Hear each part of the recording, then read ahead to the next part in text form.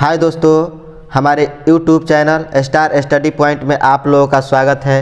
तो आइए आप जो है अपने बेहतर तैयारी के लिए हमारे चैनल से जुड़िए और जुड़कर अपने किसी भी प्रतियोगी परीक्षा की संपूर्ण तैयारी बेहतर ढंग से कीजिए। तो चलिए आज मैं इस वीडियो के माध्यम से आप लोगों को पढ़ाने जा रहा हूँ जो है सी-टेट जुलाई 2024 के लिए जो है हमारा भाषा हिंदी रहेगा। हिंदी शिक्षा शास्त्र से जो है अध्याय 9 उपचारात्मक शिक्षण के बारे में हम लोग कुछ प्रश्नों को हल करेंगे, जिसमें हमारा जो है प्रश्न 1 है।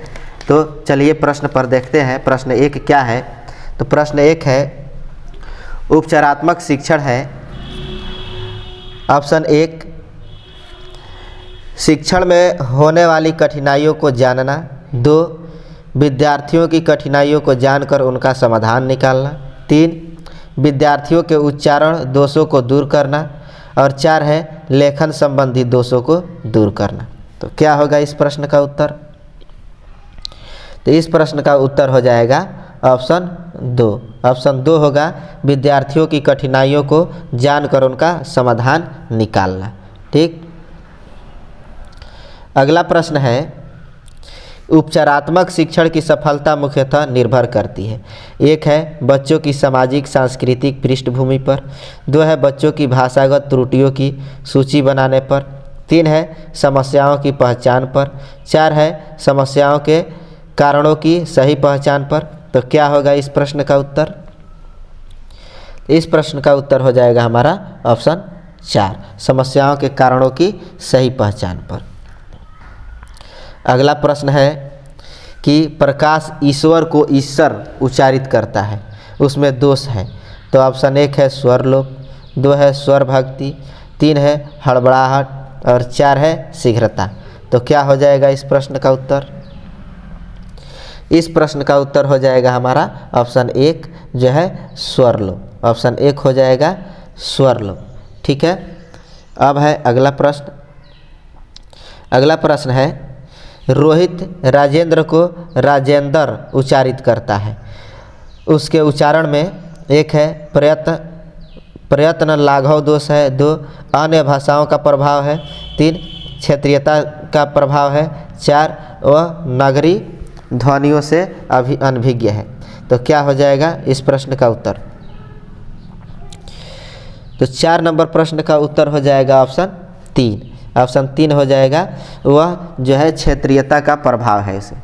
अब है अगला प्रश्न। अगला प्रश्न है शक्ति को शक्ति कहना किस प्रकार के उच्चारण दोष का उदाहरण है? तो 1 है स्वरागमन, 2 है स्वर भक्ति, 3 है स्वर लोप और 4 है इनमें से कोई नहीं। तो क्या होगा इस प्रश्न का उत्तर? 5 नंबर प्रश्न का उत्तर हो जाएगा ऑप्शन 2 स्वर भक्ति। ठीक है। अगला प्रश्न है कि हिंदी भाषा शिक्षण में निदानात्मक परीक्षण का उद्देश्य है। 1 है कमजोरियों का पता लगाना, 2 है कमजोरियों को दूर करना, 3 है उपचारात्मक सुझाव देना, 4 है उपरोक्त सभी। तो क्या होगा 6 नंबर का उत्तर? तो देखिए इसमें जो है हमारा कमजोरियों का पता लगाना भी हो जाएगा, कमजोरियों को दूर करना, उपचारात्मक सुझाव देना भी होगा। तो इस तरह से हम देखते हैं। तो इस प्रश्न का उत्तर हमारा क्या आएगा? उपरोक्त सभी।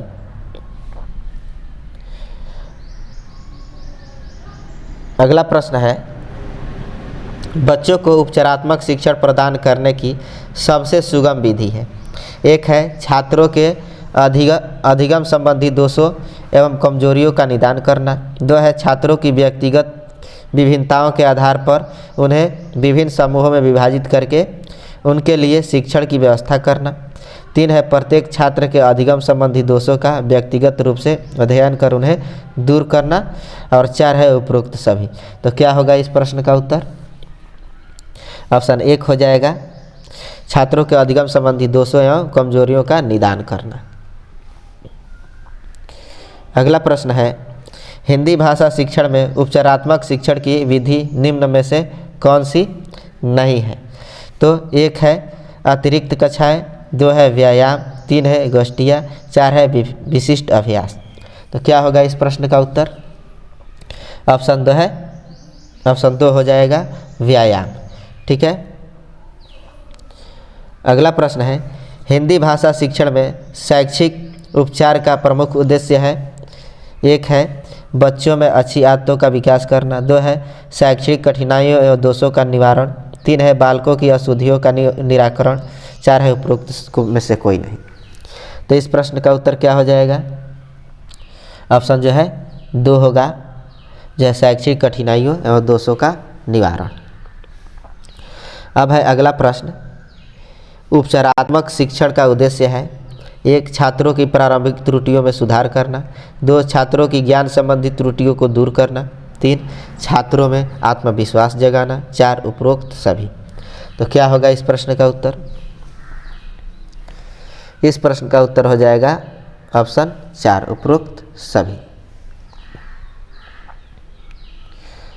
अगला प्रश्न है, उपचारात्मक शिक्षण के लिए निम्नलिखित में से कौन सा कार्य नहीं किया जाना चाहिए?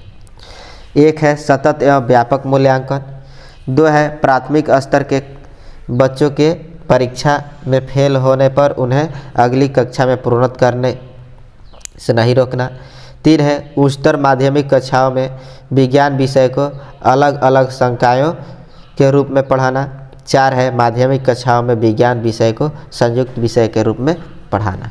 तो क्या होगा इस प्रश्न का उत्तर? ऑप्शन 2 हो जाएगा, प्राथमिक स्तर के बच्चों के परीक्षा में फेल होने पर उन्हें अगली कक्षा में प्रोन्नत करने से नहीं रोकना। अगला प्रश्न है, उपचारात्मक शिक्षण को सफल बनाने के लिए निम्नलिखित में से किसका सहारा लिया जाता है? ए है दृश्य श्रव्य साधनों का, बी है शिक्षण विधियों का, सी है अभ्यास कार्य का। तो ऑप्शन 1 है केवल ए, 2 है केवल बी, 3 है केवल सी, 4 है ये सभी। क्या होगा इस प्रश्न का उत्तर? इस प्रश्न का उत्तर हो जाएगा ऑप्शन 4 ये सभी। 13 नंबर प्रश्न है, उपचारात्मक कार्य होनी चाहिए। 1 प्रत्येक पाठ की समाप्ति पर, 2 प्रत्येक माह, 3 वर्ष में 3 बार, 4 वर्ष में 4 बार। तो क्या हो जाएगा इस प्रश्न का उत्तर? ऑप्शन 1 हो जाएगा प्रत्येक पाठ की समाप्ति पर। अगला प्रश्न है, उपचारात्मक शिक्षण का आधार निम्नलिखित में से कौन सा है? 1 है स्व परीक्षण, 2 है पाठ्य पुस्तक परीक्षण, 3 है निदानात्मक परीक्षण, 4 है व्याख्यान परीक्षण। तो क्या होगा इस प्रश्न का उत्तर? ऑप्शन 3 हो जाएगा निदानात्मक परीक्षण। ठीक है, निदानात्मक परीक्षण। अगला प्रश्न है, कक्षा में कुछ बच्चे गलत वर्तनी का प्रयोग करते हुए लिखते हैं, आप क्या करेंगे? तो ऑप्शन 1 है कि इसे एक सहज और स्वाभाविक प्रक्रिया मानते हुए कक्षा में प्रिंट समृद्ध का निर्माण करेंगे, 2 है शब्दों को 10-10 बार सही तरीके से लिखने के लिए कहेंगे, 3 है बच्चों को उनकी त्रुटियों का एहसास कराएंगे, 4 है गलत वर्तनी वाले शब्दों पर लाल स्याही से घेरा या क्रॉस लगाएंगे। तो क्या हो जाएगा इस प्रश्न का उत्तर? ऑप्शन 1 हो जाएगा कि इसे एक सहज और स्वाभाविक प्रक्रिया मानते हुए कक्षा में प्रिंट समृद्ध का निर्माण करेंगे। अगला प्रश्न है, बोलने में कठिनाई अनुभव करने वाले छात्रों, ऑप्शन ए को अधिक से अधिक बोलने व पढ़ने का अवसर मिलना चाहिए, 2 के मन से भय एवं झिझक की भावना निकालनी चाहिए, 3 को अभ्यास के समुचित अवसर उपलब्ध करवाना चाहिए, 4 उपयुक्त सभी। तो क्या होगा इस प्रश्न का उत्तर? ऑप्शन जो है 4 हो जाएगा उपरोक्त सभी। 17 नंबर प्रश्न है, मौखिक अभिव्यक्ति के समय होने वाली त्रुटियों पर बार बार टोकने से, ऑप्शन 1 है बच्चों की त्रुटियां खत्म हो जाती हैं, 2 है बच्चे अपनी त्रुटियों के कारण को समझ जाते हैं, 3 बच्चे धीरे धीरे खामोश होने लगते हैं, 4 बच्चों के भीतर आत्मविश्वास बढ़ता है। तो क्या होगा इस प्रश्न का उत्तर? इस प्रश्न का उत्तर हो जाएगा ऑप्शन 3 बच्चे धीरे धीरे खामोश होने लगते हैं। अगला प्रश्न है, रागिनी हमेशा हैंड पंप को चापाकल बोलती है, एक शिक्षिका के रूप में आप क्या करेगी? तो ऑप्शन 1 है रागिनी को समझाएंगे कि यह चापाकल नहीं हैंड पंप है। 2 है संपूर्ण कक्षा को बताएंगे कि हैंड पंप को चापाकल भी कहा जाता है। 3 है उसे डांटेंगे कि उसने गलत शब्द का प्रयोग किया है। 4 है उसकी तरफ कोई ध्यान नहीं देंगे। तो क्या होगा इस प्रश्न का उत्तर? ऑप्शन जो है 2 हो जाएगा। संपूर्ण कक्षा को बताएंगे कि हैंड पंप को चापाकल भी कहा जाता है। 19 नंबर प्रश्न है भाषा सीखने में जो त्रुटियां होती है, 1 उन्हें कठोरता से लेनी चाहिए, 2 उन्हें जल्दी से दूर किया जाना चाहिए, 3 वे बच्चों की त्रुटियों की ओर संकेत करती है, 4 वे सीखने की प्रक्रिया का स्वाभाविक हिस्सा होती है और जो समय के साथ दूर होने लगती है। तो क्या होगा इस प्रश्न का उत्तर? इस प्रश्न का उत्तर हो जाएगा ऑप्शन 2, उन्हें जल्दी से दूर किया जाना चाहिए। प्रश्न 20 है राहुल को जब भी कक्षा में उत्तर देने के लिए कहा जाता है वह हकलाने लगता है, इसका क्या कारण हो सकता है? ऑप्शन 1 है राहुल जानबूझकर ऐसा करता है ताकि उसे जवाब न देना पड़े। 2 है राहुल को सही उत्तर नहीं पता होता। 3 है राहुल की आदत है। 4 है राहुल बड़े समूह के सामने अपनी बात कहने में मनोवैज्ञानिक दबाव महसूस करता है। क्या होगा इस प्रश्न का उत्तर? ऑप्शन 4 हो जाएगा राहुल बड़े समूह के सामने अपनी बात कहने में मनोवैज्ञानिक दबाव महसूस करता है।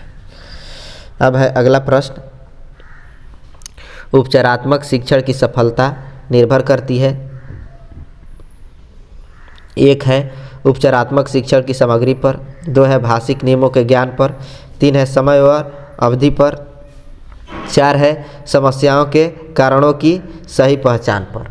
तो क्या होगा इस प्रश्न का उत्तर? इस प्रश्न का उत्तर हो जाएगा ऑप्शन 4, समस्याओं के कारणों की सही पहचान पर। अगला प्रश्न है पहली कक्षा में पढ़ने वाली अंकिता अक्सर ड वाले शब्दों को गलत तरीके से बोलती है, आप क्या करेंगे? तो ऑप्शन 1 है उसे ड़ वाले शब्दों की सीडी सुनने के लिए देंगे। 2 है अंकिता को ड वाले शब्दों की सूची देंगे। 3 अंकिता को ड वाले शब्दों को अपने पीछे पीछे दोहराने के लिए कहेंगे। और 4 है स्वयं ड वाले शब्दों को सहज भाव से उसके समक्ष प्रस्तुत कर उससे धैर्यपूर्वक बोलने का अभ्यास कराएंगे। तो क्या हो जाएगा इस प्रश्न का उत्तर? इस प्रश्न का उत्तर हो जाएगा ऑप्शन 4, स्वयं ड वाले शब्दों को सहज भाव से उसके समक्ष प्रस्तुत कर उससे धैर्यपूर्वक बोलने का अभ्यास कराएंगे।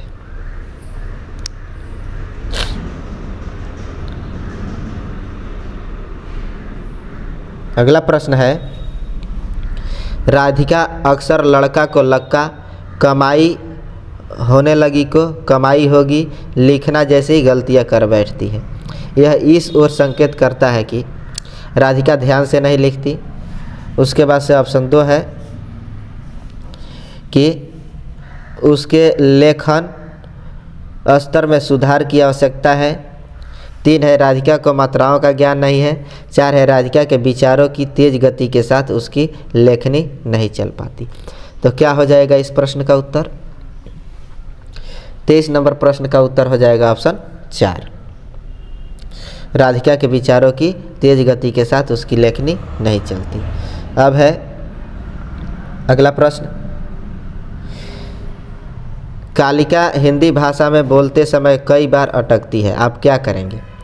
1 है उसे प्रवाहपूर्ण अभिव्यक्ति के नमूने सुनाएंगे और कहेंगे कि उसे ही हूबहू ऐसे ही बोलना है। 2 कक्षा के काफ़ी बच्चों से कहेंगे कि कालिका के समक्ष प्रवाहपूर्ण अभिव्यक्ति के नमूने प्रस्तुत करें।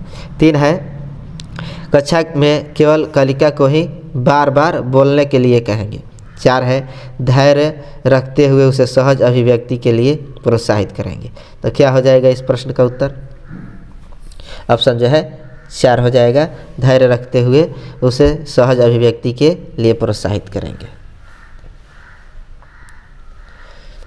अगला प्रश्न है कक्षा में कुछ बच्चे लिखते समय वर्तनी संबंधी त्रुटियां करते हैं। एक भाषा शिक्षक के रूप में आप क्या करेंगे? एक है शब्दों का सही रूप लिखते हुए बच्चों को दोनों तरह के शब्दों का अवलोकन करके अंतर पहचानने का अवसर देंगे। 2 है उन्हें सख्त निर्देश देंगे कि वे आगे से गलती न करें। 3 है उनकी त्रुटियों पर बिल्कुल ध्यान नहीं देंगे। 4 है उनसे शब्दों को 20 बार लिखने के लिए कहेंगे। तो क्या हो जाएगा इस प्रश्न का उत्तर? ऑप्शन जो है 1 हो जाएगा। शब्दों का सही रूप लिखते हुए बच्चों को दोनों तरह के शब्दों का अवलोकन करके अंतर पहचानने का अवसर देंगे। अगला प्रश्न है, नासिरा पढ़ते समय अनेक बार अटकती है, उसे पढ़ने में कठिनाई होती है, उसकी समस्या मुख्यतः डैश से संबंधित है। तो 1 है पठन अरुचि, 2 है बुद्धि लब्धि, 3 है डिसलेक्सिया, 4 है डिस्ग्राफिया। तो क्या होगा इस प्रश्न का उत्तर? इस प्रश्न का उत्तर हो जाएगा ऑप्शन 3। Option 3 dyslexia. अगला प्रश्न है, हिंदी भाषा की कक्षा में मोना लिखते समय कठिनाई का अनुभव करती है, यह समस्या किससे संबंधित है? 1 है डिसलेक्सिया, 2 है डिस्ग्राफिया, 3 है डिस्कैल्कुलिया, 4 है डिसलेखिया। तो क्या होगा इस प्रश्न का उत्तर? तो इस प्रश्न का उत्तर हो जाएगा ऑप्शन 2 डिस्ग्राफिया। अगला प्रश्न है, भाषा सीखने में होने वाली त्रुटियों के संदर्भ में कौन सा कथन सत्य नहीं है? 1 है त्रुटियां सीखने सिखाने की प्रक्रिया का अभिन्न अंग है, 2 है त्रुटियां अस्थायी होती है, 3 है भाषा सीखने में होने वाली त्रुटियां अस्थायी होती है, 4 है भाषा सीखने में होने वाली त्रुटियां यह समझने में मदद करती है कि बच्चे के मस्तिष्क में क्या चल रहा है। तो क्या हो जाएगा इस प्रश्न का उत्तर? ऑप्शन 3 हो जाएगा, जो है भाषा सीखने में होने वाली त्रुटियां अस्थायी होती है। अब चलिए अगले प्रश्न पर। अगला प्रश्न है, तीसरी कक्षा में पढ़ने वाली सुनयना अक्सर स को स कहती है, यानी जो है ये जो है दंती स को जो है तलाबे स कहती है। तो भाषा शिक्षक होने के नाते आप क्या करेंगे? प्रश्न 29 है, तीसरी कक्षा में पढ़ने वाली सुनैना, प्रश्न 29 है, तीसरी कक्षा में पढ़ने वाली सुनैना अक्सर जो है दंत स को तलाबे स कहती है। तो भाषा शिक्षक होने के नाते आप क्या करेंगे? तो 1 है वह जब भी जो है दंत स को तलाबे स कहेगी तो उसे रोकेंगे ताकि उसमें सुधार हो सके। 2 है उसके इस तरह के प्रयोग पर बिल्कुल ध्यान नहीं देंगे। 3 है यह क्षेत्रीय प्रभाव को हो सकता है, इसलिए उसे स्वयं ही सुधार करने के लिए पर्याप्त समय देंगे। उसके बाद से अगला ऑप्शन है उसे दंत स और जो है तलाबे स के उच्चारण स्थान की पूर्ण जानकारी देंगे। तो क्या होगा इस प्रश्न का उत्तर? इस प्रश्न का उत्तर हो जाएगा हमारा ऑप्शन 4। ठीक है, उसे दंत स और तलाबे स के उच्चारण स्थान की पूर्ण जानकारी देंगे। प्रश्न 30 है, अमित पढ़ते समय कठिनाई का अनुभव करता है, वह डैश से ग्रस्त है। 1 है डिस्कैल्कुलिया, 2 है अफेजिया, 3 है डिसलेक्सिया, 4 है डिस्ग्राफिया। तो क्या हो जाएगा इस प्रश्न का उत्तर? इस प्रश्न का उत्तर हो जाएगा ऑप्शन 3 डिसलेक्सिया। ठीक है, ऑप्शन 3 हो जाएगा डिसलेक्सिया। अगला प्रश्न है कि आपकी कक्षा के कुछ विद्यार्थी सड़क को सड़क बोलते हैं, इसका सबसे संभावित कारण है 1 है लापरवाही का होना, 2 है उनकी मातृभाषा का प्रयोग, 3 है उन्हें हिंदी न आना, 4 है सुनने में समस्या। तो क्या होगा इस प्रश्न का उत्तर? ऑप्शन 2 हो जाएगा उनके मातृभाषा का प्रयोग। अगला प्रश्न है, निशिता अपने सहपाठियों से ठीक तरह से बात करती है परंतु कक्षा में उत्तर देते समय हकलाती है। वह संभवतः ऑप्शन 1 बड़े समूह में अपनी बात कहने में दबाव महसूस करती है, 2 कक्षा में हंसी का माहौल पैदा करना चाहती है, 3 घर से पाठ याद करके नहीं आती है। 4 जानबूझकर ऐसा करती है जिससे उससे सवाल न पूछे जाए। तो क्या होगा इस प्रश्न का उत्तर? इस प्रश्न का उत्तर हो जाएगा ऑप्शन 1, जो है बड़े समूह में अपनी बात कहने में दबाव महसूस करती है। अगला प्रश्न है, गोमती तालाबे स को दंत स बोलती है। आप उसे टोकती नहीं है और सहज अभिव्यक्ति के अवसर देती है, परंतु चिंतित है कि किस तरह से उसका उच्चारण ठीक करवाया जाए। तो आप तालाबे स और दंत स के प्रयोग वाली श्रवण सामग्री सुनने के अनेक अवसर देगी। 2 है, उसे चेतावनी देंगी कि एक निश्चित कक्षा तक ही यह गलती सहन की जाएगी। 3 है, उसके अभिभावक से कहेगी कि उसे तालाबे स और दंत स का पृथक अभ्यास करवाएं। और 4 नंबर है, उसे तालाबे स और दंत स के अंतर लिख कर जो है समझाएंगे। तो क्या हो जाएगा इस प्रश्न का उत्तर? इस प्रश्न का उत्तर हो जाएगा हमारा ऑप्शन 4, उसे तालाब स और दंत स के अंतर को लिख कर समझाएंगे। प्रश्न 34 है, सुरभि किसी भी ऐसे शब्द विशेष को बोलने में कठिनाई अनुभव करती है जिसमें 2 से अधिक बार त की आवृत्ति हुई हो। तो आप उसे एक ऑप्शन है, ऐसे शब्दों को बार बार सुनने को कहेंगी। 2 है, बोलते समय इस ओर ध्यान न देने के लिए कहेंगी। 3 है, त वाले शब्दों का बार बार उच्चारण करवाएंगी। 4 है, ऐसे शब्दों का विकल्प ढूंढ कर देंगी। तो क्या होगा इस प्रश्न का उत्तर? ऑप्शन जो है 3 हो जाएगा, त वाले शब्दों का बार बार उच्चारण करवाएंगी। तो चलिए दोस्तों, इस वीडियो का हमारा जो है अंतिम प्रश्न था। तो इसी तरह के वीडियो के लिए आप जो है मेरे चैनल से जुड़िए और मेरे चैनल को सब्सक्राइब कीजिए, बेल आइकन को दबाइए कि रोज़ का वीडियो जो है रोज़ जो वीडियो डालते हैं उसका नोटिफिकेशन जो है आपको मिल जाए और आप जो है आसानी से अपने सीटेट की बेहतर तैयारी कर सकें। तो अब हम चलते हैं, धन्यवाद।